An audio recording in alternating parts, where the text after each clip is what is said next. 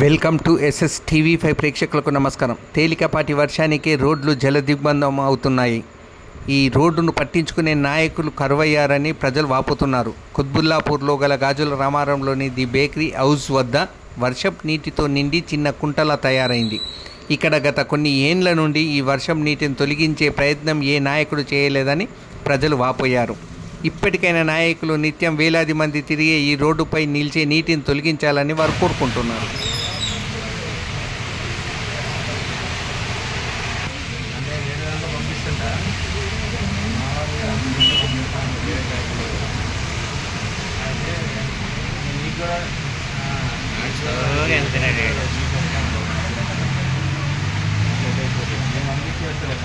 తెలుగు వెళ్తున్నాడు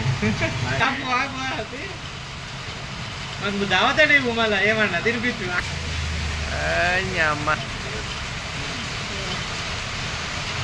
హీరో కూడా నవీన్ మనం ఒక దగ్గరికి వెళ్తాం కదా,